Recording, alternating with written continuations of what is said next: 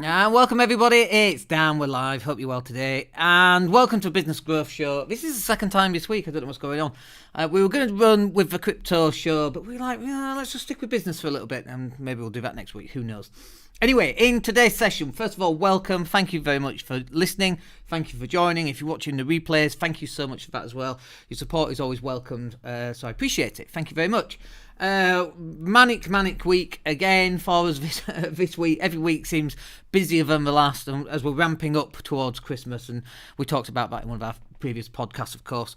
But in today's session, I want to talk about whether you should be buying a business or growing the business organically. We're going to talk about why getting attention is the equivalent of free marketing. We're also going to talk about why you are not going live more. Not me, but you. Why are you not out there putting your name across? We're going to talk about that. And then the last bit is, how much time are you actually spending on marketing? And so, we can cover money in that as well, because it's the same kind of thing. Because people are never quite sure when they're first starting out in business, or even if you've been running a business for a couple of years, as they're growing the business, how much more time or money should be spending on marketing. So we'll cover that as well. So let's crack on with the first topic of the day.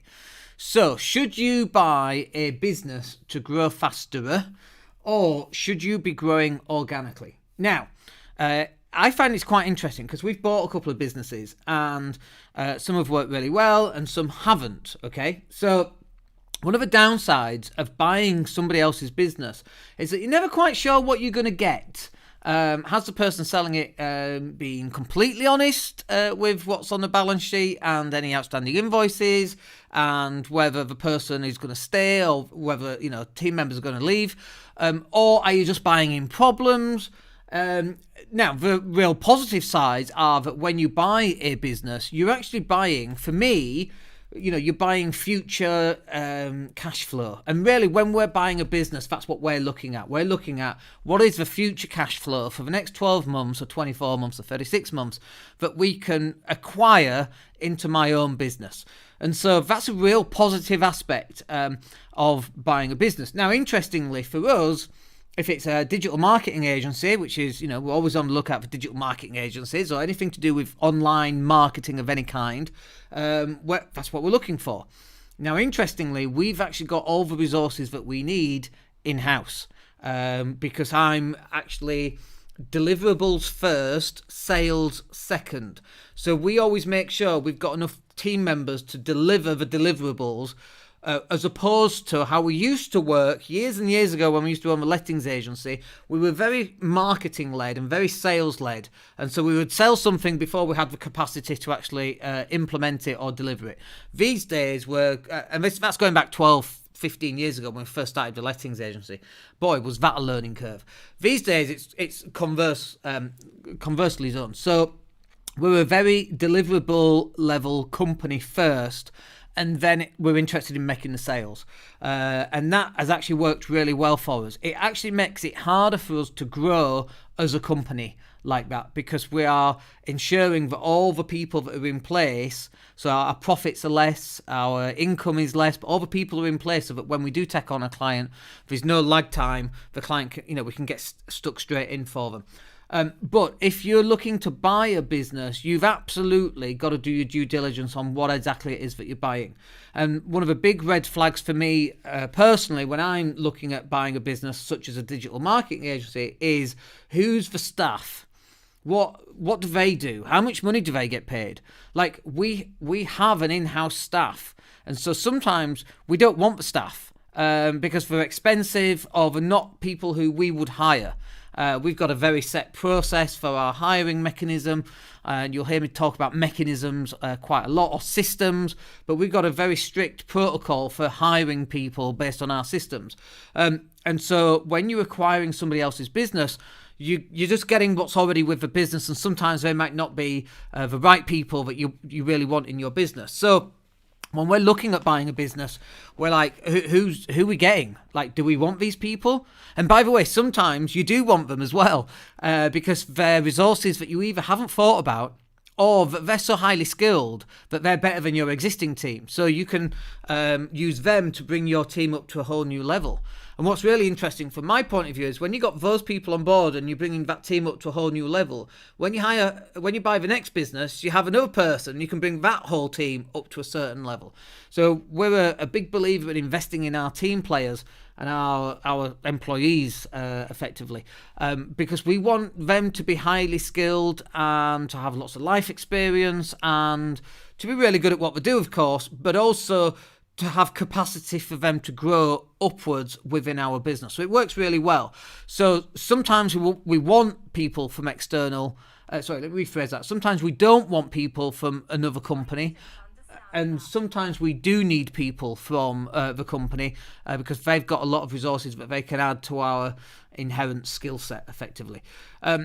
Now, one of the problems with buying a business is that it's often higgledy-piggledy. Often a business owner, they're all over a bloody place because they've done everything. And you're getting something that's very unsystemised.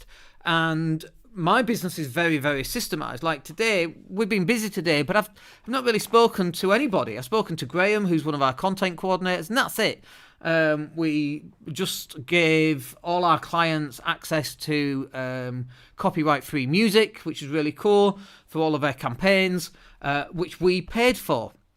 And that was really nice for us to be able to do that for our clients. So now the quality of music that they're going to get is going to be so much better. But we've got systems in place so that when we take on people, we got to fit them into these systems. And sometimes the people don't want to sign up into these systems because, well, that's not how we've done it. And it's like, that's right. You're going to do it my way now. No, I don't want to do it your way. That's okay. There's the door. You don't have to stay. It's not a problem. But sometimes the businesses that you're looking at buying haven't got those systems in at all. And then when you try and implement what we would call boundary conditions for team members, this is not me doing the Vogue, by the way. This is a box. And these are very solid boundary conditions that we give to all our team members. We implement them slowly so it gives them time to adapt into the box of boundary conditions that we want to give them. And we can be flexible as well, but we want everybody working in a system. So when you're buying a business, often if it has got a system, it's nothing like yours, but often there isn't a system in there in the first place. Now, I'm in two minds, by the way. We're actually looking at acquiring a business right now, and they are in a very specific niche. And for us to get into that specific niche on our own, using organic marketing, would actually take a little bit of time. Or we can go and buy a business that's already in that specific niche and maybe even a market leader in that niche. And then we can bring that into what we do, apply our constraints and our boundary conditions and our systems and all of that good stuff within that business. And that will allow that business to grow even more because now they've got these implemented systems that we've created. So it's a half of one and six, half of one, 6 of one and half a dozen of the other, as if you've heard that saying. So sometimes it's great and sometimes it's really not great. And then growing your business, sometimes it's great and sometimes it's just really not great because it can take so much time to grow a business. And obviously nobody has any patience anymore, and I'm definitely included in that. My patience levels, I don't have patience. What's the point of having patience? I want it now, God damn it. I want it now. What do you mean I have to wait 6 months and grow this business organically, or 12 months, or even 3 years or 5 years? It's very funny, isn't it? We just don't live in that world anymore. We're not in the 1970s or even the 90s anymore. We're in the 21s, in the 20s, and cryptocurrency can make people wealthy beyond their wildest dreams. If you'd put £1,000 into Shiba Inu in January, just 10 months ago, we would be filming this on my $400 million yacht, and I'd still have plenty of cash left over. It just shows how ridiculous it is. And that can also be quite dangerous as well, because people think, I'll just do it and I'll have it, and that's how life should be. And we know that that's not how life should be. But life's very weird right now anyway. So the question is, should you be buying a business to grow quicker, or should you be doing it using organic marketing? And unfortunately, there's no clear-cut answer here. It depends. There are times when you should be buying businesses, and there are also times when you should be growing organically. One of the problems that we see with many, many businesses, they grow very fast, and because of that growth, the business owners are trying to maintain that growth, and they're continually growing, and then it goes bust. Okay, because they haven't got systems in place, they haven't got the staff in place, they haven't got the cash flow constraints in place. There's no one even looking after the cash flow, even working it out. Salary payments are ad hoc and all over the place, and so it can be really dangerous. It's very difficult as a business owner to keep growing. At some point, you got to pull back, and you just got to. What's the word? I don't know what the word is, but you just got to bring everything in and then, let it calm down a little bit, and then you surge forward again. Bring it all in, let it calm down, and then you surge forward. Life is not one continuous diagonal line, 45 degree going upwards. I wish it was, but it's not. So you've got to put the work in, pull back, let it settle, put the work back in, and that can be through acquisition or it can be through growth. So unfortunately, folks, the answer is it just depends on what it is and what you're going through right now. One of the other things that I see, we had this with one of our property guys actually when we used to do coaching, years ago. They were doing so well, and every next deal was a bigger deal, which is nice. But it bothered me. And it bothered me because the deals that they were moving into were so big that if they get that deal wrong, all the previous work that they've done would just be lost. That deal would take them out if it went wrong. And that bothers me. So it's the same for business growth as well. I'm not looking for a business doing £10 million. My business doesn't do that kind of revenue. I don't want that because I've got no experience of growing a business that does £10 million. I just haven't got that experience. It makes me very uncomfortable. And I'm going into meetings and I'm not coming from a place of certainty, which is where I like to come from. Whereas if we're buying a business doing 150, 250, 300,000 pounds, love those, I'll take 10. Thank you very much. Because we can take them on board and we can integrate them into my own business really easily. Because they're just the right size to be manageable enough. But when you're talking £1 million plus, they're just too big. And we don't want that business then to take our business down. Not that it would, because it's ring-fenced through limited companies and all sorts of different things. But that bit's really important to understand. Hope that's useful for you. So, next one then. Let me just grab a quick drink here. We're going to talk about why attention is free marketing. Now, I have to add a caveat to that. The right kind of attention is free marketing. I know Donald Trump said... What did he say? It was in one of his books, but he didn't write. The Art of the Deal, which Donald Trump didn't write because he had a ghostwriter that wrote it for him, who was appalled at his... that's why it came out. He was appalled at the way he was running his presidency, and then it came out effectively. But he was saying any kind of attention is good attention. Any kind of marketing is good marketing. And I just don't agree with that at all. If you're best friends with Prince Andrew, you don't really want that in the press, do you? So that's not the right marketing you want. Getting good attention is free marketing, free positive marketing. And this is one of the things that you should be doing. So we're into the realms of how do you get attention? Well, just doing lives like this for a start, that would be a thing to get attention. I knew a guy and it was Easter. And he went to the local Morrison's where all the Easter eggs were like £1 each. And he went and bought 100.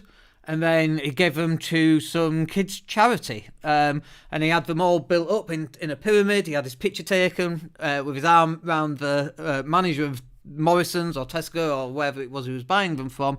And he made all the local press. He sent it out and got PR from that. So that's wonderful marketing.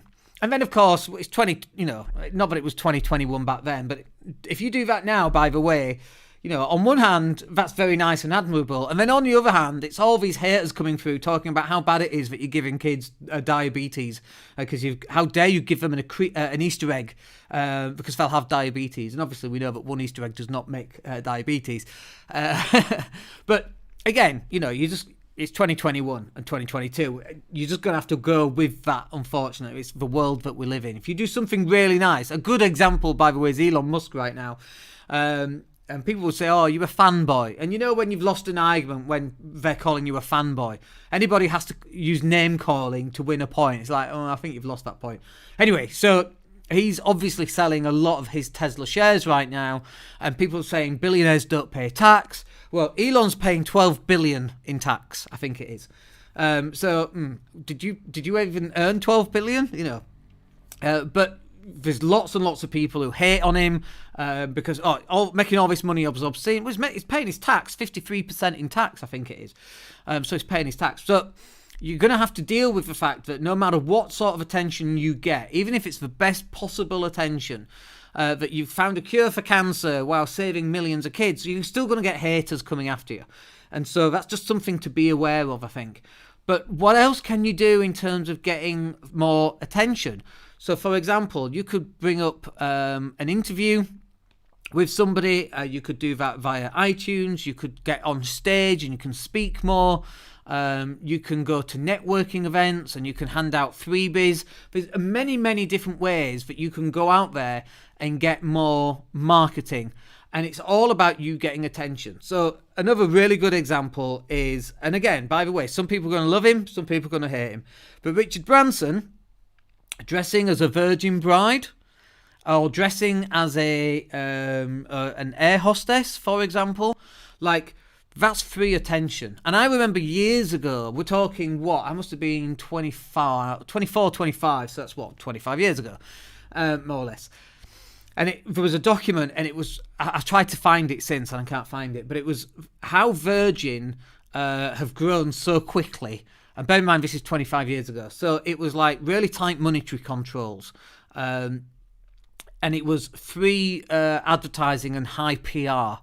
So if you're wondering why someone like Richard Branson would get dressed up as a bride for his Virgin Brides company, so he's there with his beard and in his wedding dress, you know, he was on every newspaper on the planet, more or less. Wonderful, wonderful way of getting free marketing from attention. So what else is there that you can do? And it's something that you should be thinking about on a daily basis. I always think about from a brand point of view, how can we elevate the brand so that people recognize us, not just for being successful at what we do, but also for being quite nice people. We like to think we are anyway. And so every day I'm always looking for an opportunity to do something similar to that, whatever that may be. And again, this is how you grow your business. If you think growing your business is just about you put an advert in a local newspaper and then people come to your website and they buy the thing that you're selling and then that's it and then you do it again, that's not what growing a business is about. It's about being present in your local environment and finding ways in which you can help other people. Just by being nice, by the way, can work wonders for your brand. We like to think we're quite nice. But when we go out and spend that extra little bit of time with people are so grateful. And then we might not get the returns from us being helpful within, a month or 2 months or 6 months, but it could be sometimes 10 years down the line. I spoke at an event in Manchester called the Property Networking Club, and one of the guys that eventually came through and bought a website from us. So I spoke there about 10 years ago, and this guy bought a website from us, I think last year it was, or the year before. I think it was last year. It took him 9 years to come round and actually buy something from us, but we got him in the end. And so that's what attention will do for you. It might not get you the initial upfront results that everybody's looking for, but over a period of time, these are actually going to build up for you. Okay, let's talk about why you're not going live enough. I should have put, why aren't you going live enough in that headline? Most people are simply not doing it, and you're just missing an opportunity. When I'm live here, I'm not actually looking how many people are watching right now. And I was going to say I don't care, and that's not true. I kind of care, but I'm not bothered if people are watching right now, or if they're watching in 6 months, or if they're downloading the podcast on iTunes, Spotify, or Amazon. I don't mind if they're watching the YouTube replay. We now break these down into 4 different sections. So if you're watching this particular section about why you're not going live more, you've missed out on the other 3. And so we pull out those 4 videos and we create individual videos off them. So we're constantly taking content that we've created and then we're repurposing that content. And the whole reason for that is because the more that somebody listens to me, the more that they watch me, the more that they download the podcast and they're listening to me, I'm in their head.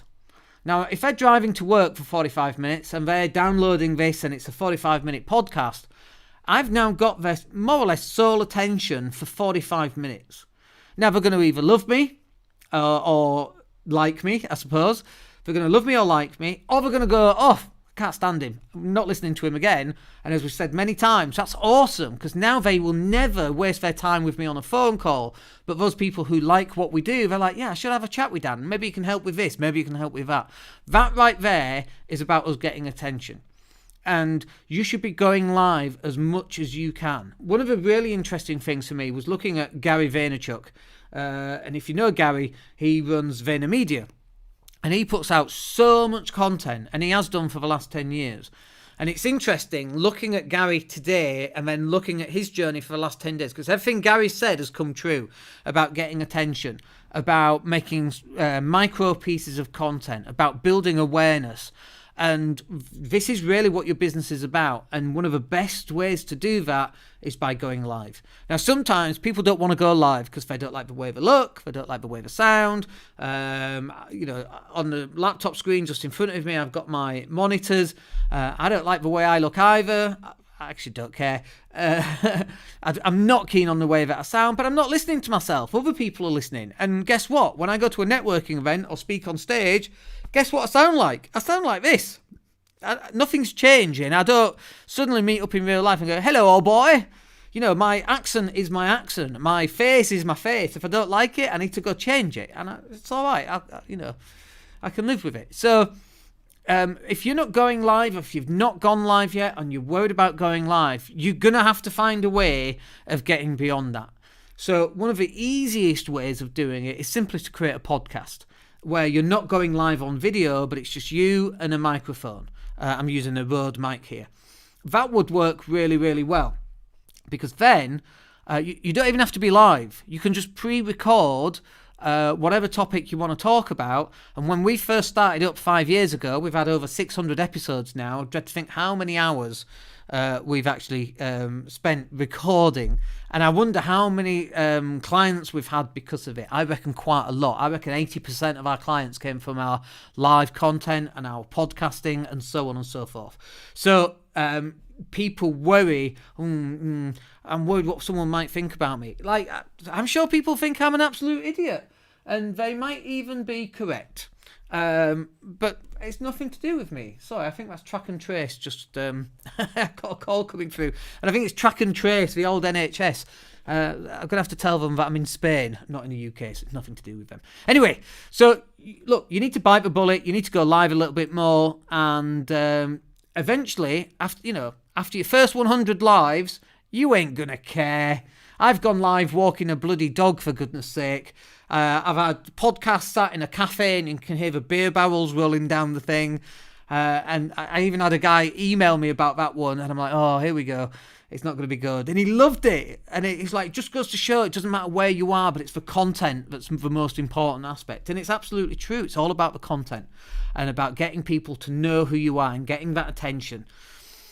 Okay, so let's talk about how much time and money to spend on marketing. So, these numbers are bandied around. People say you should spend 5% on marketing or 10%. And I think it's a little bit crazy to come out with these kind of numbers, because it depends where you are in the cycle. So if you're in a situation where you're just first starting out in business, your marketing spend should be zero. You shouldn't be spending anything on marketing. It should be nothing at all.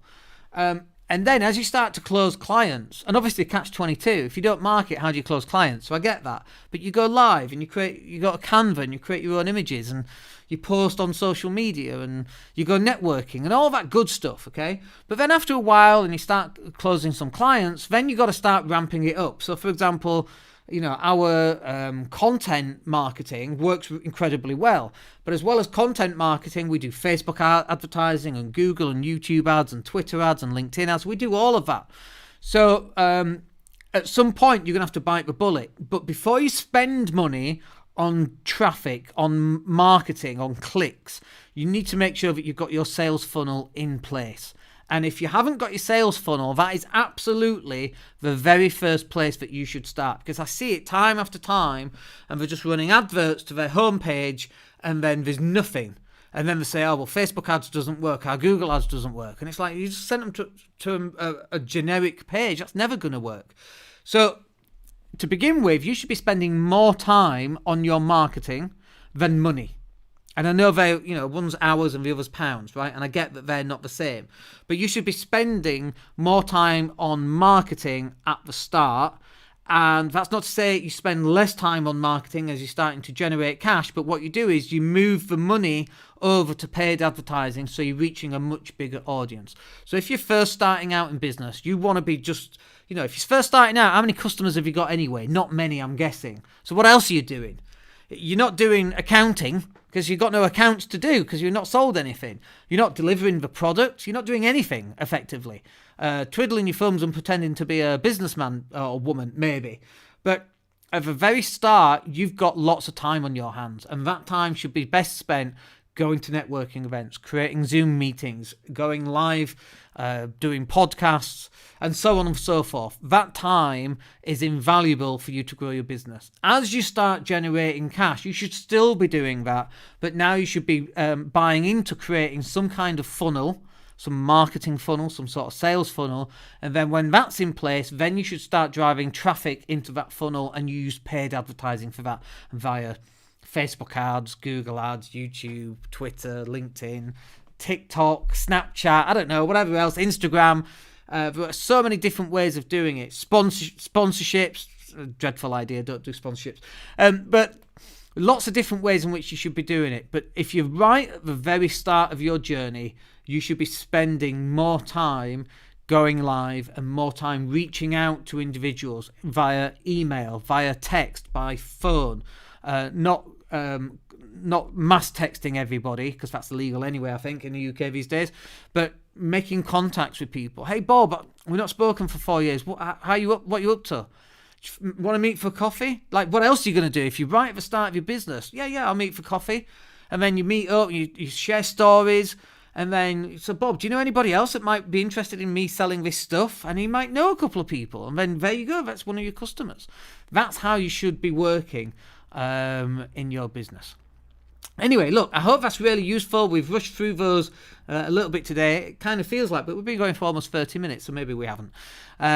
Anyway, look, we'll be live again tomorrow. I hope all that's really useful for you. We'll catch up with you tomorrow. My name's Dan Latto. Have a good day. Take care.